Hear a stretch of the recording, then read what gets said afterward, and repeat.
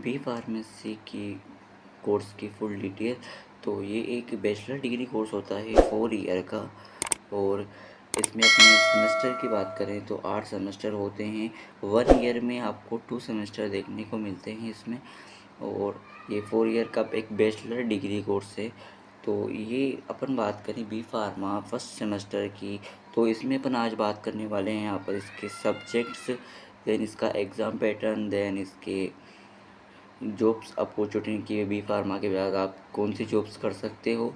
तो इसमें आगे बढ़ने से पहले अपन देख लेते हैं कि इसकी फ़ीस आपको अराउंड प्राइवेट कॉलेज में लगभग 180,000 से 1 लाख के बीच पड़ती है। वहीं अगर बात करें गवर्नमेंट कॉलेज की तो 60 से 70,000 के बीच वहाँ पर आपको इसकी फ़ीस पड़ती है।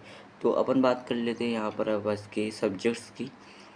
तो इसमें अपन यहाँ पर देखते हैं, तो इसमें अपने यहाँ पर कुल 4 सब्जेक्ट, जिस भी आप यूनिवर्सिटी में हो तो इसमें जैसे कि 4 सब्जेक्ट यूनिवर्सिटी बेस पर रहते हैं और 2 सब्जेक्ट आपके कॉलेज बेस पर रहते हैं। तो सबसे पहले अपन यूनिवर्सिटी कोर्स की बात करें तो यहाँ पर फर्स्ट सब्जेक्ट आपका ह्यूमन एनाटोमी एंड फिजियोलॉजी होता है। इसको आप शॉर्ट में HAP भी बोलते हो। तो ये फर्स्ट सेमेस्टर में आपको ह्यूमन एनाटॉमी एंड फिजियोलॉजी की देखने को मिलेगी। देन इसके बाद सेकंड सब्जेक्ट अपना pharmaceutical inorganic chemistry, pharmaceutical inorganic chemistry. और उसके बाद फार्मास्यूटिकल एनालिसिस, फार्मास्यूटिक्स। ये चारों सब्जेक्ट आपको यूनिवर्सिटी बेस पे, आपकी बोर्ड पे बेस पे मिलेंगे। और इसके बाद कॉलेज बेस की बात करें तो कम्युनिकेशन स्किल, कम्युनिकेशन स्किल। इसके बाद रेडमियल बायोलॉजी या मैथ्स। अगर आपके 12th में बायोलॉजी था तो आपको मैथ्स पढ़नी पड़ेगी, अगर आपके 12th में मैथ्स था तो आपको बायोलॉजी पढ़नी पड़ेगी। तो जो अपने यूनिवर्सिटी बेस पे है वो तो एक्सटर्नल सब्जेक्ट है, और जो अपने कॉलेज बेस पर है वो जो आपके इंटरनल सब्जेक्ट हुए। तो आपको इसमें कुल 6 सब्जेक्ट पढ़ने हैं फर्स्ट सेमेस्टर में, कम यूनिवर्सिटी प्लस कॉलेज बेस पे।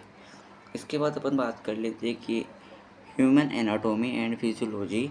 तो इसमें आपको कौन कौन से पार्ट्स पढ़ने, कौन कौन से सिलेबस क्या है इसका, तो वो देख लेते हैं। सो जैसा कि आप देख सकते हो कि यहाँ पर जैसे कि अपन HAP आप शॉर्ट में ह्यूमन एनाटॉमी एंड फिजियोलॉजी, तो सब सब्जेक्ट में आपको 5-5 यूनिट देखने को मिलेगी। सो 5 यूनिट देखने को मिलेगी यहाँ पर आपको। तो यूनिट फर्स्ट में आपको पढ़ना पड़ेगा यहाँ पर ह्यूमन बॉडी के बारे में आपको पढ़ना पड़ेगा, सेल, टिश्यू। और उसके बाद आपको यूनिट सेकंड में पढ़ना पड़ेगा इंटेगुमेंट्री सिस्टम पढ़ना पड़ेगा, स्केलेटन सिस्टम, जॉइंट्स। देन उसके बाद यूनिट 3 में आपको body fluids and blood, lymphatic system. Unit 4 में आपको पढ़ना पड़ेगा peripheral nervous system, special sense eye. Unit 5 में आपको पढ़ना पड़ेगा कार्डियोवास्कुलर सिस्टम, यानी कि हार्ट के बारे में, अपने दिल के बारे में पूरी जानकारी कार्डियोवास्कुलर सिस्टम में आएगी। इसके बाद अपने सेकंड सब्जेक्ट की ओर बढ़े तो ये अपना है फार्मास्यूटिकल इनऑर्गेनिक केमिस्ट्री। तो फार्मास्यूटिकल इनऑर्गेनिक की यूनिट फर्स्ट में आपको impurities limit test, then pharmacopoeia के बारे में पढ़ना पड़ेगा। इसके बाद यूनिट 2 की बात करें तो इसमें acid base, buffers, electrolytes, dental products. Unit 3 की अगर बात करें तो एसिडिफायर्स, एंटेंजेट, कैथेरिक्स, एंटीमिक्रोबियल्स। एक्सपेंट्रोन की बात यूनिट 4 की बात करें तो एक्सपेंट्रोन, एम्पिटिक्स, हेमाटिनिक्स, एंटीडोट जैसे कि आप जानते हो इंजेक्शन वगैरह, डोट्स। इसके बाद अपन बात करें यूनिट 5 में रेडियो फार्मास्यूटिक्स यानी कि पूरा एक्सरे, MRI, CT स्कैन सब रेडियो फार्मास्यूटिक्स के अंडर है। इसके बाद अपन देख लेते हैं यहाँ पर इसके थर्ड सब्जेक्ट अपना है फार्मास्यूटिकल एनालिसिस। इसकी यूनिट फर्स्ट में आपको पढ़ना पड़ेगा फार्मास्यूटिकल एनालिसिस एरर। इसके बाद आपको पढ़ना पड़ेगा यहाँ पर यूनिट 2 में acid base titration, non aqueous titration.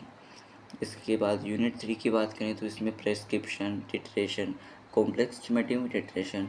Unit 4 में इसके redox titration, electrochemical method of analysis. तो इसमें आपको ये सब चीज़ें पढ़नी पड़ेगी। तो बात करें यहाँ पर अपनी इसकी सब्जेक्ट 4 के बारे में बात करें तो यहाँ पर आपको इसकी यूनिट फर्स्ट में फार्मास्यूटिक्स की बात कर रहे हैं अपन। तो सब्जेक्ट 4 सब्जेक्ट रहेगा आपका फार्मास्यूटिक्स। फार्मास्यूटिक्स में आपको सबसे पहले पढ़ना पड़ेगा यहाँ पर हिस्ट्री ऑफ फार्मेसी, यानी कि फार्मेसी क्या है, फार्मेसी कब से इस्टेब्लिश्ड हुई। इसके बाद आपको डोसेज फॉर्म पढ़ना पड़ेगा। इसके बाद प्रेस्क्रिप्शन, इसके बाद पोसोलॉजी। इस यूनिट फर्स्ट में आपको ये सब चीज़ें पढ़नी पड़ेगी। देन यूनिट सेकंड में अपने फार्मास्यूटिकल कॉम्प्लेक्स पाउडर के बारे में, liquid dosage form. Then unit 3 में monophasic liquids, biphasic liquids. Unit 4 suppositories in community. Unit 5 में सेमी सॉइल डोजेज फॉर्म पढ़ना पड़ेगा। सो अपन बात कर लेते हैं यहाँ पर अब इसके एग्ज़ाम पैटर्न की। तो इसका जो पेपर होता है वो टोटल 100 मार्क्स का होता है। इसमें अपने एक्सटर्नल मार्क्स का पेपर होता है 75 नंबर का, 75 मार्क्स का। देन इंटरनल मार्क्स का होता है 25 मार्क्स का।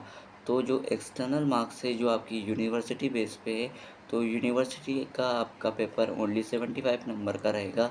देन इसके बाद इंटरनल मार्क्स का आपका पेपर 25 का नंबर रहेगा। तो ये जो आपको जैसे यूनिवर्सिटी बेस पे और इंटरनल मार्क्स आपके कॉलेज बेस पे, तो देन दोनों को मिला के यहाँ पर 100 मार्क्स का पेपर होता है। इसमें से अगर आप बात करें पासिंग मार्क्स की, तो passing marks total 50 out of 100, यानी कि आपको टोटल 100 में से 50 मार्क्स लाने हैं। तो 100 में से अगर आप 50 मार्क्स लेके आते हो तो यहाँ पर आप पास हो जाओगे। और जैसे कि ये मान लो अपने यहाँ पर इंटरनल मार्क्स की बात करते हैं तो 25 मार्क्स का होता है। तो इसमें जो कॉलेज वाले होते हैं, जैसे आपका बिहेवियर कॉलेज में, और आप अगर फर्स्ट ईयर के स्टूडेंट हो तो आपको आपके ऊपर डिपेंड करता है कि कॉलेज में आपका कैसा रिस्पॉन्स है। तो उसके हिसाब से आपको लगभग 25 में से अराउंड 20 या 22-23 मार्क्स यहाँ पर कॉलेज वाले दे देते हैं। देन यहाँ पर 50 से कम नंबर तो किसी के नहीं देते हैं, 50 से कम नंबर किसी के नहीं मिलेंगे। तो अगर आप ऐसे करते हो तो आपको दोनों तरीके से कर सकते हो, और आपको टोटल 50 आउट ऑफ 100, यानी कि आपको 50 नंबर मिलेगा, तभी आप पास हो सकते हो। तो इसके बाद अपन बात कर लेते हैं यहाँ पर आफ्टर बी फार्मा। तो आफ्टर बी फार्मा के बारे में बात कर लेते हैं। तो इसके बाद आपकी जॉब अपॉर्चुनिटी की बात करते हैं अपन। तो जैसे कि आप देख सकते हो आफ्टर बी फार्मा के बाद आप जॉब कर सकते हो या फिर एम फार्मा कर सकते हो। देन तो जॉब की अगर बात करें अपन तो आप इंडस्ट्री में जॉब कर सकते हो, इंडस्ट्री फील्ड में। और देन उसके बाद एजुकेशन सेक्टर में आप काम कर सकते हो टीचर के रूप में। देन इसके बाद आप मार्केटिंग कर सकते हो ड्रग्स की। इसके बाद अगर आप मेडिकल फील्ड में जा सकते हो, यानी कि मेडिकल खोल सकते हो आप। बी फार्मा में आप लगभग 4 मेडिकल खोल सकते हो। उसके बाद आप बिज़नेस कर सकते हो कोई ड्रग्स की, जैसे कि आपने पैरासीटामोल की यहाँ पर कंपनी डाल सकते हो, किसी भी ड्रग्स की आप कंपनी डाल सकते हो। तो इसमें की बात करते हैं अपन एम फार्मा आप कर सकते हो। एम फार्मा के बाद आप जीपेट की तैयारी कर सकते हो, नाइपर की तैयारी कर सकते हो, या फिर प्राइवेट जॉब भी कर सकते हो। एम फार्मा के बाद जीपेट, निपर, प्राइवेट, ये सब होता है।